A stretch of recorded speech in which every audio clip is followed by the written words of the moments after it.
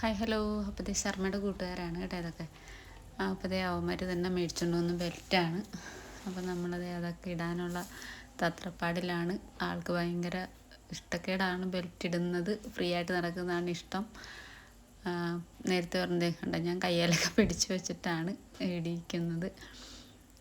അപ്പോൾ ദേ ഇത് എഡിറ്റിംഗ് മിസ്റ്റേക്കാണ് കേട്ടോ. അപ്പോൾ ദേ ബെൽറ്റ് ഇടുവാണ്.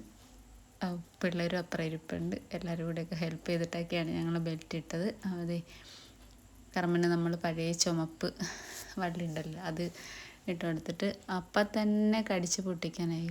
അത് കാരണം ഞങ്ങളത് മാറ്റി ചെറിയ ചങ്ങല ഉണ്ടായിരുന്നു. അപ്പം ഞാൻ പറഞ്ഞു നമുക്ക് അതിടാന്ന് പറഞ്ഞ് കുഞ്ഞുങ്ങളെ വിളിച്ച് അവർക്ക് നടത്താൻ കൊണ്ടുപോകണമെന്ന് പറഞ്ഞല്ലോ അവരെ. അപ്പം അതിട്ടാണ് കൊടുത്തു വിട്ടത്. അത് വീണ്ടും ഉണ്ട് എൻ്റെ മടിയിലായിട്ട് വന്ന് കയറിയിരുന്നു. അപ്പോൾ കഴിഞ്ഞ ദിവസം എനിക്ക് നഖം കൊണ്ടിട്ട് എൻ്റെ വിരലിലായിരുന്നു നഖം കൊണ്ട്. അപ്പം ഇന്നലെ പോയി ഒരു ഇഞ്ചക്ഷൻ എടുത്ത് ഇനിയിപ്പോൾ നാളെയും കൂടി പോയി ഇഞ്ചക്ഷൻ എടുക്കണം. ബൂസ്റ്റർ ഡോസാണ്. അപ്പം അത് കാരണം ഞാൻ മടി കയറണ്ടെന്ന് പറഞ്ഞ് എന്നാലും കർമ്മം വന്ന് കയറും. ഉണ്ടതെ ഇപ്പം എന്ത് ഞാൻ പറഞ്ഞു നമുക്കിത് മാറ്റാം. അതായത് കടിച്ച് പൊട്ടിക്കാറായി ഉണ്ടോ ഇടത്തില്ല. പിന്നെ അതുങ്ങൾ നടത്താൻ കൊണ്ടുപോകേണ്ടതുകൊണ്ട് ഇതേ തൊടലൊക്കെ ഇട്ട്. അപ്പോൾ എനിക്കൊരു കാര്യം പറയാനുണ്ട്. അപ്പം നമ്മൾ ഇന്നലത്തെ ഷോർട്ട് വീഡിയോയിൽ ശർമ്മ പശുക്കുട്ടീനെ തല്ലുന്നുണ്ട്.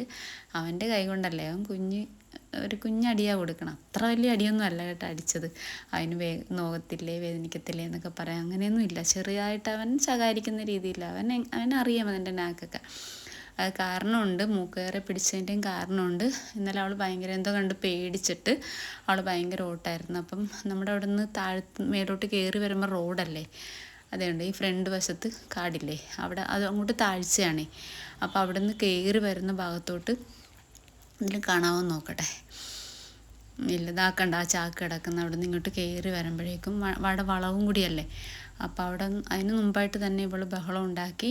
അവിടെ ശർമ്മേനം ഒക്കെ വലിച്ചു മറിച്ചിട്ട് അമ്മേനെയും മറിച്ചിട്ട് അതിന് ശേഷമാണ് ഇവളെന്നിട്ടും പിടിച്ചിട്ട് ശർമ്മ പിടിച്ചിട്ട് കിട്ടുന്നില്ലായിരുന്നു. അപ്പോഴേക്കുമാണ് മൂക്കുകയറെ പിടിച്ചത്. ഇങ്ങോട്ട് മൂക്കുകയറെ പിടിച്ചിട്ട് വഴക്ക് പറഞ്ഞ് ഒരടിയും കൊടുത്തുകൊണ്ട് വന്നത്.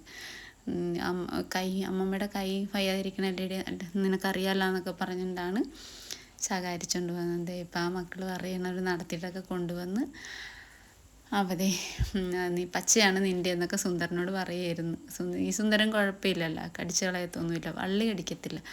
മറ്റേവൻ ഇവനെയും കൂടി രക്ഷിക്കാൻ നോക്കി തൊടൽ. ഇത് രണ്ടുപേരും അവിടെ ഇട്ടിട്ടുണ്ട്. അപ്പോൾ ഇനി ഇത്തിരി കഴിയുമ്പോഴത്തേക്ക് അവർക്ക് ഫുഡൊക്കെ കൊടുക്കണം. ശർമ്മ വരുമോ നോക്കട്ടെ. വന്നില്ലെങ്കിൽ ഞാൻ തന്നെ കൊടുക്കാം. വൈകുന്നേരം കൊണ്ടാക്കുള്ളൂ എന്ന് അവർ വിളിച്ച് പറഞ്ഞായിരുന്നു.